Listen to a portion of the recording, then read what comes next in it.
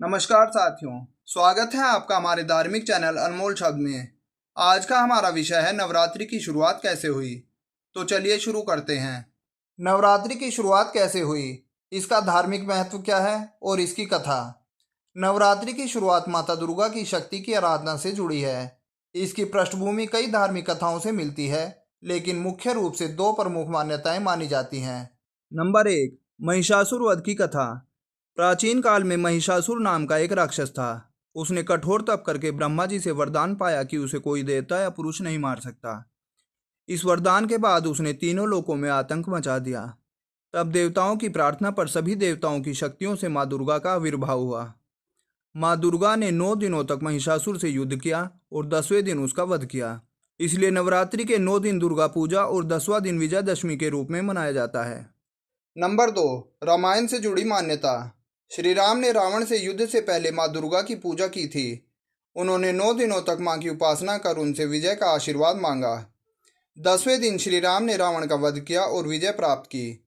इस कारण नवरात्रि को शक्ति की उपासना और विजय का पर्व भी कहा जाता है। नंबर 3, ऋतु परिवर्तन का समय। नवरात्रि साल में 2 बार आती है। चैत्र नवरात्रि यानी बसंत ऋतु में और शारदीय नवरात्रि यानी शरद ऋतु में। यह ऋतु परिवर्तन का समय होता है जब मनुष्य के शरीर और प्रकृति दोनों में नई ऊर्जा की आवश्यकता होती है। इसलिए उपवास और साधना से शरीर व मन को शुद्ध किया जाता है। इस तरह नवरात्रि की शुरुआत दैवीय शक्ति की स्थापना और अधर्म पर धर्म की विजय के प्रतीक के रूप में हुई। नवरात्रि क्या है? नवरात्रि संस्कृत का शब्द है। नव यानी 9 और रात्रि मतलब रातें। यह एक प्रमुख हिंदू पर्व है जो दुर्गा माता को समर्पित होता है।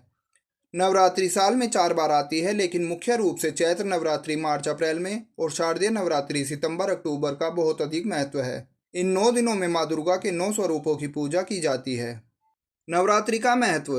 नंबर 1, इसे आध्यात्मिक शक्ति जागरण का पर्व माना जाता है। नंबर 2, इसमें 9 दिनों तक साधक व्रत, उपवास और पूजा करके मन, वाणी और शरीर को पवित्र करते हैं। नंबर 3, नवरात्रों में माँ दुर्गा की साधना से जीवन में साहस, शक्ति, स्वास्थ्य और समृद्धि आती है। नंबर 4, यह पर्व सत्य की असत्य पर विजय यानी महिषासुर वध का प्रतीक है। नवरात्रि कितने प्रकार के होते हैं? नवरात्रि 4 प्रकार के होते हैं। नंबर 1, चैत्र नवरात्रि। यह रामनवमी तक चलते हैं, इसलिए इन्हें रामनवमी नवरात्रि भी कहते हैं। नंबर 2, शारदीय नवरात्रि। दशहरा यानी विजयदशमी तक चलते हैं। नंबर 3, आषाढ़ गुप्त नवरात्रि। यह तांत्रिक साधना के लिए किए जाते हैं। नंबर 4, पोष गुप्त नवरात्रि। इन्हें गुप्त साधना के लिए किया जाता है। नवरात्रि में पूजे जाने वाले 9 स्वरूप। नंबर 1, शैलपुत्री, पर्वतराज हिमालय की पुत्री। नंबर 2, ब्रह्मचारिणी, तपस्विनी स्वरूप। नंबर 3, चंद्रघंटा, शांति व पराक्रम की देवी। नंबर 4, कुष्मांडा, यानी ब्रह्मांड की सृष्टि करने वाली। नंबर 5, स्कंद माता, यानी भगवान कार्तिकेय की माता। नंबर 6, कात्यायनी, असुरों का संहार करने वाली। नंबर 7, कालरात्रि, यानी राक्षसों का विनाश करने वाली। नंबर 8, महागौरी, निर्मलता और पवित्रता की देवी। नंबर 9, सिद्धिदात्री, यानी सिद्धियां और वरदान देने वाली। नवरात्रि की पूजा विधि। नंबर 1, इसमें पहले दिन कलश स्थापना या घट स्थापना की जाती है।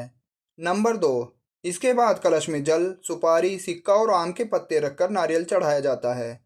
नंबर 3, 9 दिनों तक दीपक यानी अखंड ज्योति जलती रहती है। नंबर 4, इसमें प्रत्येक दिन अलग अलग देवी के स्वरूप की पूजा होती है। नंबर 5, उपवास यानी फलाहार या केवल जल ग्रहण करके भक्त माँ का ध्यान करते हैं। नंबर 6, आखिरी दिन यानी नवमी या अष्टमी के दिन कन्या पूजन किया जाता है। नवरात्रि के प्रमुख अनुष्ठान। नंबर 1, गरबा और डांडिया, जो विशेषकर गुजरात में किया जाता है।